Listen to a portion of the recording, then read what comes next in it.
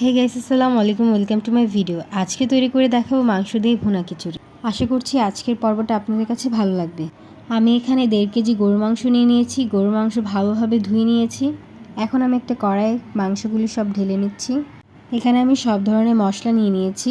এখানে আছে 1 চামচ হলুদ গুঁড়া, 1 চামচ মরিচ গুঁড়া, 1 চামচ ধনিয়া গুঁড়া, 1 চামচ জিরা গুঁড়া, 1 চামচ গরম মশলা আর পরিমাণ মতন লবণ। এখন সব মশলাগুলো দিয়ে দিব। দিয়ে দিচ্ছি 2 টেবিল চামচ আদা বাটা আর রসুন বাটা। এখন দিয়ে দিচ্ছি পেঁয়াজ কুচি 1 কাপ, সেই সাথে দিয়ে দিচ্ছি পরিমাণ মতন সয়াবিন তেল। এবার এই সব কিছুকে মাখিয়ে নেব ভালোভাবে। আর এভাবে করে সব মশলা মাংসের সাথে মাখিয়ে নিলাম। তারপর রান্না করলেও সময়টা সেভ হয়।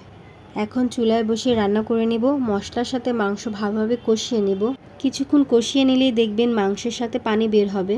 আমি সেই পানিতে মাংস সিদ্ধ করে নেব। 7 থেকে 8 মিনিট জাল করেছি, যথেষ্ট পরিমাণ পানি বের হয়েছে।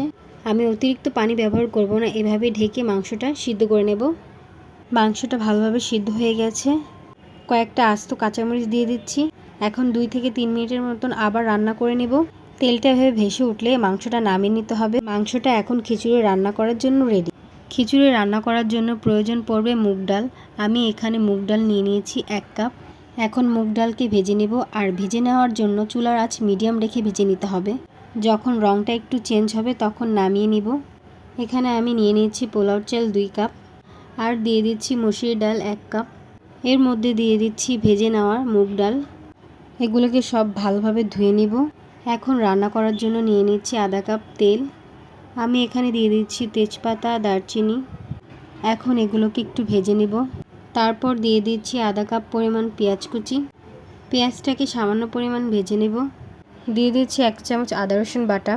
এবার দিয়ে দিচ্ছি ধুয়ে রাখা চাল ডালগুলো। দিয়ে দিচ্ছি 1 চামচ হলুদ গুঁড়া, 1 চামচ মরিচ গুঁড়া, দিয়ে দিচ্ছি স্বাদ অনুযায়ী লবণ। এখন ভালোভাবে নেড়েচেড়ে নিয়ে ভেজে নেব। ভাজা হয়ে গেলে এর মধ্যে দিয়ে দেব ফুটন্ত গরম পানি। চাল আর ডাল যতটুকু নেবেন তার ডাবল পরিমাণ পানি ব্যবহার করতে হবে। এখন কিছুক্ষণ অপেক্ষা করতে হবে পানিটা ফুটে ওঠার পর্যন্ত। এখন আমি ঢাকনা দিয়ে ঢেকে দিচ্ছি। পানিটা ফুটে যখন সব কিছু এভাবে দেখতে পাওয়া যাবে, মাখা মাখা পানি থাকবে, সে পর্যায়ে রান্না করা মাংস দিয়ে দিতে হবে। এখন আমি মাংসগুলি দিয়ে দিচ্ছি। এবার সবগুলিকে মিশিয়ে নিতে হবে। এখন ঢাকনা দিয়ে ঢেকে দিচ্ছি। 10 মিনিটের মতন দমে রেখে দিব। 10 মিনিটের মতন হয়ে গেছে। এবার দিয়ে দিচ্ছি ঘি 2 টেবিল চামচ। এখন আবার একটু নেড়েচেড়ে নিচ্ছি। হয়ে গেছে খিচুড়ি। দেখে বুঝতে পারছেন এটা কতটা ঝরঝরে ভুনা হয়েছে। আশা করছি আপনাদের কাছে ভালো লাগবে। দেখা হবে নেক্সট কোনো ভিডিওতে। আল্লাহ হাফিজ।